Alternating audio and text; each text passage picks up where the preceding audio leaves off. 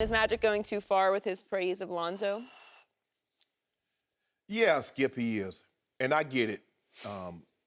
You believe in this guy. You believe this guy has the ability to do for this generation Lakers what you did to the 80s Lakers, which was take them to and win championships. But for me, Skip, to say, well, he got triple doubles in summer league, therefore he's going to get triple doubles, and I believe he will, Skip. But I don't really see the correlation because, as you mentioned, you don't put a whole lot of stock in summer league. A lot of these guys that played in summer league are not going to be on rosters once the season tip off. Mm-hmm. So I don't really see the correlation there. But when he lost me when he said great. See, the thing about great, and we throw that word around far too much. Greatness needs to be conceived over a period of time, not 1 year, not 2 years. LeBron wasn't great his first season. They didn't, well, they did, but I'm saying LeBron had a history, had a string of great seasons. So did Michael Jordan, so did Magic Johnson, so did all these greats. But now we're so quick to want to anoint someone. He's the next this.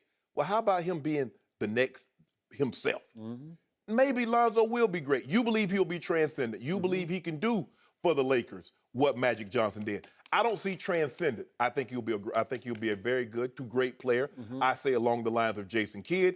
You think Magic Johnson, Oscar Robertson. I'm not ready to go that far, Skip. But if you look at the Lakers since 1960 when they moved to L.A., prior to the last 4 seasons, they had missed the playoffs only 4 times. They've missed the playoffs the last 4 seasons. Mm-hmm. Now, a lot of that can be attributed to, Kobe got old. He wasn't the same player.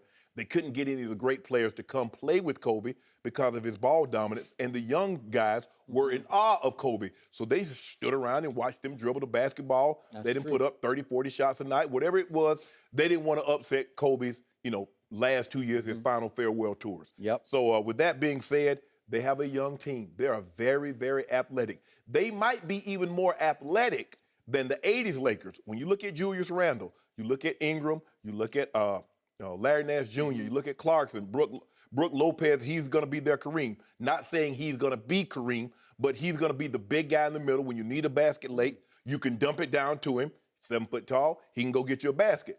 But wait, are you starting to talk yourself into Lakers make the 8th spot in the playoffs? No. Sounds like that's what you're. No. More athletic than the Showtime Lakers? They might be because you look at the Showtime Lakers. Now, James Worthy, small forward, he can make a case he's one of the top 5. Michael Cooper is They had really the Cooper athletic. Loop, and they had Rambus, and, they had Byron Scott. But you look at Randall, and you look at Ingram, and you look at some of these guys, Larry Nance. You don't have to tell me. They're not going to be the 8th seed, Skip. No. They're going to be around 10th. Okay, maybe the 7th then. I'll go 7th seed. See, we were having a great conversation, and then you had to go ruin it and talk about 7th seed in the West. But I think it's a little bit too far, too soon. Okay. It's showtime. Oh, geez. As much as I have gushed about this young man, I about fell out of my chair last night when Magic Johnson, who now runs the Los Angeles Lakers, outgushed even me. This qualifies as gushing upon gushing upon gushing. We'll get to each of the points here in a second. But just to back off this and get the perspective, okay. We just had the all-time greatest point guard in NBA history call a kid who has yet to play his first NBA regular season game great. Great. He went there with great. He called him a great one already. Yes. And he said, in conclusion, that the great ones eat pressure for breakfast, right? He says, they do. And his point was... Bron had it for a snack. He did. Well, I give you that because no one since LeBron has had this kind of pressure at the earliest levels, the AAU level, the high school level, won a high school championship, the UCLA one-year level. Everybody waited for Lonzo to fall on his face, in part because his father was talking him up so heavily at the early levels and coaching him up at those early levels as he coached his AAU teams and took had great input into the coaching of his high school team, and as we well know. But the point is that we just had Magic deciding he saw enough in summer league, as did I. Again, I discount the quality of competition, but my takeaways, will that translate? Yes. Will that? Yes. Will that? Will that? Yes, that will translate. And the totality of it is Lonzo Ball is going to translate into the NBA. He's going to have instant impact not only on the Lakers, but on the opponents because he does things that others can't do. And I'm going to say it one more time, as I said before the draft, what he does greatest, which is, as Magic specified, delivers scoring passes, not just passes. He doesn't just pass the basketball. He gives you the ball where you can score it the best and the easiest, right? Correct. Kyle Kuzma's like, wait, I'm better than I thought I was. Oh, wait a second. I'm wide open for this three, and I got it right in the pocket here, and you know what? He trusts me to make this shot. I'm going to make this shot. And then I'm going to make my next shot. And all of a sudden, I got an alley-oop dunk. And all of a sudden, I'm going to hustle down court because I know if I get a half a step on my defender, like on a fly pattern, he's going to drop it right down the chimney to me, and I can dunk it. He did a lot of that in summer league. Okay, he did a lot of that. So Magic saw it, and I believe Magic saw what I saw, or vice versa, in what became the semifinals of the Summer League. It was Sunday night against Dennis Smith Jr., who's going to be a force in this league, and the then undefeated Dallas Mavericks Summer League team. And what happened in the first half?